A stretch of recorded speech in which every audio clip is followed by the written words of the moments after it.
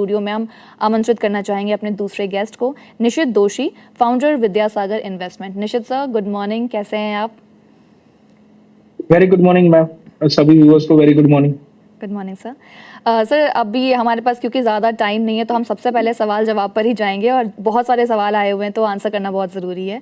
सबसे पहला जो मैं सवाल पिक करूंगी वो शुभु घोष का लूंगी। वो पूछना चाहती हैं आपसे सोलर इंडस्ट्रीज़ के बारे में। 18,623 पर ले रखा है, आधार हाउसिंग फाइनेंस ले रखा है 528 पर और LTTS ले रखा है 3,760 पर। पूछ रहे हैं प्लीज़ गाइड एवरेज कब करना चाहिए, एट विच प्राइस लेवल, और टारगेट्स क्या होने चाहिए शॉर्ट टू मिड टर्म के लिए।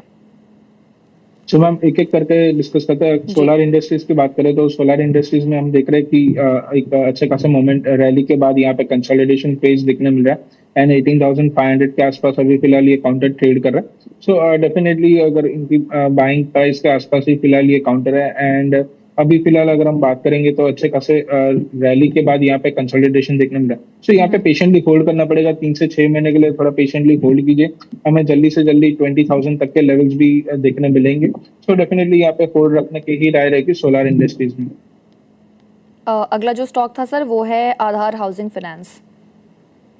सो आधार हाउसिंग फाइनेंस की बात करें तो डेफिनेटली यहाँ पे एक अच्छे खासे मोमेंटम में ये भी काउंटर हमें देखने मिला है एंड हाउसिंग सेक्टर में अभी एक ऐसे रिकवरी देखने मिली है। तो हाउसिंग फाइनेंस कंपनीज में भी एक NBFC कंपनीज में एक स्ट्रॉन्ग मोमेंटम देखने मिला है।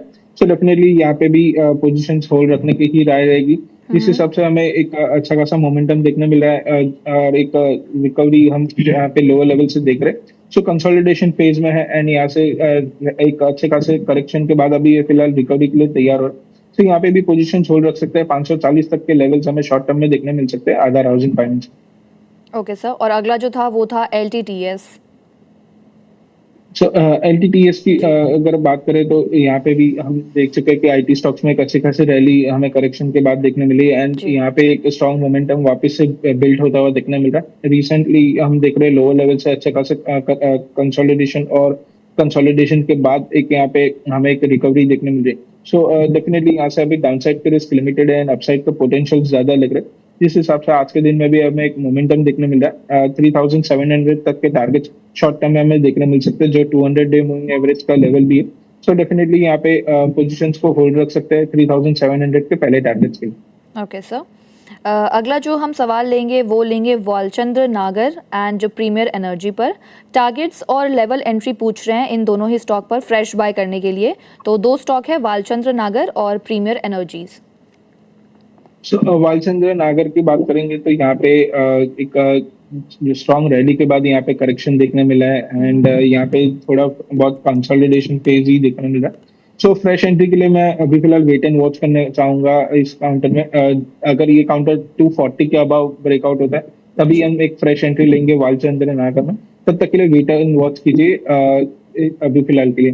दूसरा काउंटर प्रीमियर एनर्जी की अगर बात करें तो डेफिनेटली यहाँ पे एक वीकनेस हमें आज के दिन में देखने मिल रही है एंड यहाँ पे भी एक कंसोलिडेशन फेज में ही देखने मिल रहा है। 20 डे मूविंग एवरेज से हमें एक थोड़ा बहुत करेक्शन देखने मिल रहा है। सो डेफिनेटली यहाँ पे भी थोड़ा वेट एंड वॉच करना पड़ेगा।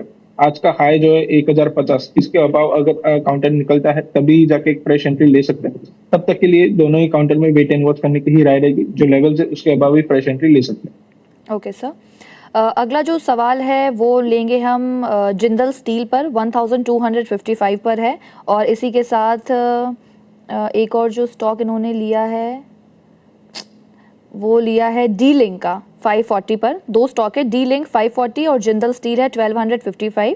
तो पूछना चाहते हैं कि एवरेज कब करना चाहिए, प्राइस लेवल क्या होने चाहिए और टारगेट्स बता दीजिए शॉर्ट से मिड टर्म पर्सपेक्टिव के लिए। तो जिंदाल स्टील की बात करें तो 1099 के आसपास अभी फिलहाल ट्रेड कर रहा है एंड अगर हम बात करेंगे तो डेफिनेटली एक वीकनेस हमें देखने मिले 200 डे मूविंग एवरेज के आसपास से रिजेक्शन देखने मिला। सो अगर एवरेज आउट करना है मतलब कि हायर लेवल से पोजीशन से तो डेफिनेटली थोड़ा वेट एंड वॉच करना पड़ेगा। ये काउंटर अगर 1050 के आसपास आता है, 1,050 के आसपास, तब जाके एवरेज आउट कर सकते हैं। थोड़ा बहुत वीकनेस यहाँ पे देखने मिल सकता है क्योंकि 200 डे मूविंग एवरेज से रिजेक्शन लेके ही यहाँ पे थोड़ा हमें करेक्शन वापस से एक्सटेंड होता हुआ देखने मिल रहा है। सो दूसरी बात डीलिंग की बात करें तो डीलिंग काउंटर में डेफिनेटली एक वीकनेस हमें देखने मिल रही है। ओवरऑल हम देखेंगे तो ये काउंटर ने काफी डिसअपॉइंट किया है। जो भी रैली आती है ये काउंटर में वो सस्टेन नहीं रहती है एंड देन वापस से एक वीकनेस देखने मिल जाती है। तो ये काउंटर में भी अगर एवरेज आउट करना है तो डेफिनेटली थोड़ा वेट एंड वॉच करना पड़ेगा एंड 385 के आसपास अगर ये काउंटर मिल जाए तब जाके एवरेज आउट कीजिए एंड इन बिटवीन रैली आती है तो डेफिनेटली एग्जिट करने की ही राय लीजिए क्योंकि कोई भी मेजर बिजनेस नहीं है इस कंपनी के पास। जो इंटरनेट का बिजनेस या दूसरे एग्जिस्टिंग बिजनेसेस है वहां पे कोई मेजर ग्रोथ के ट्रिगर्स नहीं। सो डेफिनेटली यहाँ पे फिलहाल एग्जिट करने की ही राय रहेगी इन बिटवीन रैलीज में। ओके। अगला जो सवाल है वो है विप्रो पर। विप्रो 208 पर ले रखा है, कोचिन शिपयार्ड 1712 पर ले रखा है और हाँ SEPC 10.07 पर रखा है और लिखा है कि इन पापों से मुक्ति कब मिलेगी, please guide when to average at which price level and targets. Short से मिड टर्म पर्सपेक्टिव जानना चाहते हैं। सो विप्रो की बात करेंगे तो डेफिनेटली करेक्शन हमें देखने मिली है एंड रिसेंटली मेजर सपोर्ट के आसपास ही है। सो करंट लेवल्स पे डेफिनेटली विप्रो में एवरेज आउट कर सकते हैं एंड इन बिटवीन रैली आती है 200-210 के आसपास तब जाके एग्जिट कीजिए। So all in all definitely यहाँ पे करंट लेवल्स पे विप्रो में एवरेज आउट कर सकते हैं। दूसरे जो दो काउंटर्स थे वो कौन से थे सर? कोचिन शिपयार्ड। सो कोचिंग शिपयार्ड डेफिनेटली 2024 का टॉप आउट परफॉर्मर स्टॉक अभी फिलहाल करेक्शन मोड में ही है एंड यहाँ पे भी अगर मैं बात करूंगा तो करंट लेवल्स पे एवरेज आउट कर सकते हैं एंड इन बिटवीन जब 3 से 6 महीना थोड़ा पोजीशंस को होल्ड रखना पड़ेगा तब जाके थोड़ी बहुत रैली इन काउंटर्स में हमें देखने मिलेगी। क्योंकि अगर हम देखेंगे तो लास्ट ईयर हमें लास्ट 2024 में जो आउट परफॉर्मर्स थे वो लास्ट 2 साल से करेक्शन मोड में ही है एंड जैसे ही ये बुल मार्केट स्टार्ट हुआ है तो सबसे लास्ट में ये काउंटर्स रिकवर होंगे क्योंकि जो प्रीवियस मार्केट्स के स्टार्स रहते हैं वो डेफिनेटली करंट मार्केट में करंट नेक्स्ट बुल मार्केट की रैली में सबसे लेट रिकवर करते हैं। सो डेफिनेटली थोड़ा 3 से 6 महीने का पोजीशन होल्ड रखना पड़ेगा तब जाके एक रिकवरी हम एक्सपेक्ट कर सकते हैं कोचिन शिपयार्ड। ओके सर, जो तीसरा था वो था SEPC पेनी स्टॉक है, इस पर भी अपना पॉइंट ऑफ व्यू बता दीजिए। सो डेफिनेटली पेनी स्टॉक्स पे रिकमेंड नहीं करते क्योंकि जो भी कंपनीज का मार्केट कैप 2000 करोड़ से नीचे रहता है या ऐसे थोड़े बहुत जो हाई रिस्क की काउंटर्स रहते हैं वहाँ पे इन्वेस्टमेंट करने की राय नहीं रहती। सो उस पर कोई भी फिलहाल व्यू नहीं। Okay sir. सानवी सावंत का सवाल लेंगे। कहती हैं कि मैंने वेदांता ले रखा है एट 285, होल्ड करना चाहिए, एवरेज करना चाहिए, और दूसरा जो स्टॉक है वो है पावर ग्रिड एट 275। होल्ड करूं या फिर एग्जिट करूं? लॉन्ग टर्म इन्वेस्टमेंट के लिए क्या पर्सपेक्टिव है? तो वेदांता की बात करेंगे तो डेफिनेटली वेदांता में रिसेंटली हमें अच्छी खासी रैली देखने मिली थी 360 तक की एंड वहां से फिर करेक्शन देखने मिला। तो यहाँ पे वेदांता होल्ड रख सकते हैं, वापिस से हमें 300 तक की रैली देखने मिलेगी। So all in all Vedanta में पोजीशंस होल्ड रखने की ही राय रहेगी। दूसरा पावर ग्रिड की बात करें तो डेफिनेटली पावर ग्रिड में हमें एक कंसोलिडेशन फेज ही देखने मिल रहा है एक आफ्टर अ स्ट्रॉन्ग रैली।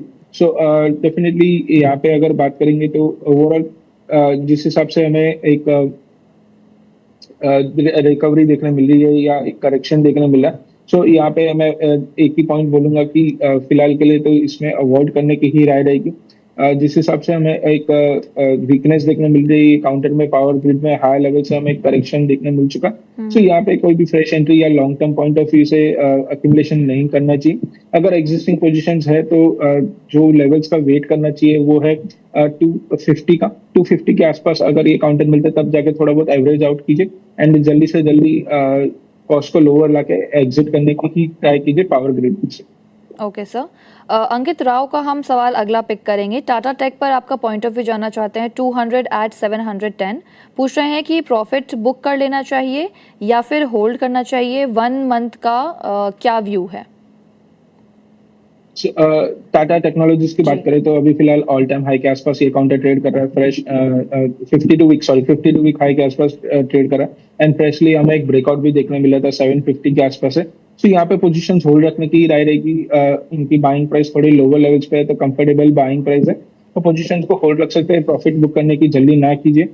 जिस हिसाब से मोमेंटम देखने मिल रहा है 900 तक की रैली यहाँ पे देखने मिलेगी एंड देन 950 एंड 1000 तक की रैली भी देखने मिलेगी। सो दोनों ही लेवल्स के लिए वेट कीजिए। ये काउंटर में अच्छा खासा बॉटम फॉर्मेशन लग चुका है, लोअर लेवल्स पे कंसोलिडेशन हो चुका है and inverted head and shoulders का ब्रेकआउट भी हमें 750 के आसपास देखने मिलेगा। तो डेफिनेटली 1000 तक के टारगेट्स के लिए 3 से 6 महीने का पॉइंट ऑफ व्यू से होल्ड रखिए। एक स्ट्रॉन्ग हमें लेवल्स बनते हुए देखने मिलेंगे टाटा टेक्नोलॉजीज में। ओके सर, अगला जो हम सवाल लेंगे वो हम लेंगे ट्रांसरेल लाइटिंग पर। पूछ रहे हैं कि ट्रांसरेल लाइटिंग पर बाय प्राइस और स्टॉप लॉस क्या होना चाहिए, क्योंकि रिजल्ट्स कल ही आए हैं, तो इसके पॉइंट ऑफ व्यू से मोहित उपल जाना चाहते हैं आपसे ट्रांसरेल लाइटिंग पर। सो ट्रांसरेल लाइटिंग की बात करें तो ये काउंटर में हमें वीकनेस ही देखने मिला है, सभी मेजर मूविंग एवरेजेस के नीचे ही है। तो करंट लेवल्स पे मेजर सपोर्ट के आसपास ही फिलहाल ये काउंटर है। बट जिस हिसाब से वीकनेस है, अगर ये सपोर्ट ब्रेक होता है तो 50 का जो मेजर लेवल है, अगर ये ब्रेक होता है तो हमें और वीकनेस भी देखने मिल सकती है। सो ऑल इन ऑल फिलहाल के लिए अवॉइड ही कीजिए ये काउंटर में। जिस हिसाब से हमें एक वीकनेस देखने मिल रही है, अभी फिलहाल जी, के लिए फ्रेश एंट्री मत कीजिए एंड फिलहाल के लिए अवॉइड कीजिए ट्रांसफर। Okay sir. अगला जो सवाल है वो है ग्रीन प्लाई इंडस्ट्रीज पर। ये जो सवाल है ये है नामिश का, एट 312 पर है। तो जानना चाहते हैं कि होल्ड करना चाहिए, एवरेज करना चाहिए और टारगेट्स क्या होने चाहिए green ply industries. So green fly industries की बात करेंगे तो जिस हिसाब से हमें रिसेंटली एक रैली देखने मिली थी, ये काउंटर में उनको एक लोअर लेवल्स पे एक अच्छा खासा बॉटम फॉर्मेशन के साइंस हमें देखने मिल रहे हैं। जी, सो डेफिनेटली अगर फ्रेश एंट्री या एवरेज आउट करना है हायर लेवल से पोजीशन है, सो थोड़ा पेशेंटली होल्ड रखना पड़ेगा, क्योंकि जिस हिसाब से हमें एक हायर लेवल से करेक्शन देखने मिली है एंड कंसोलिडेशन फेज में, सो डेफिनेटली थोड़ा पेशेंटली होल्ड करना पड़ेगा। अगर एवरेज आउट करना है करंट लेवल्स पे, तो डेफिनेटली थोड़ा अगर हमें 10 रुपीज नीचे 275 के आसपास अगर ये काउंटर मिलता है तब एवरेज आउट कीजिए एंड देन 300 के टारगेट्स आप एक्सपेक्ट कर सकते हैं short term point of view से। सो डेफिनेटली 275 के आसपास एवरेज आउट करने की राय रहेगी, तब तक के लिए होल्ड रखने की राय रहेगी ग्रीन प्लाई में। Okay sir.